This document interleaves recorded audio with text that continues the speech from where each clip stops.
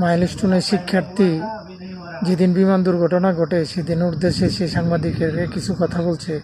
তার মধ্যে সে ছিল 2 লিটার পানির দাম 600 টাকা এবং রিক্সা ভাড়া 30 টাকা, জায়গায় 150 টাকা।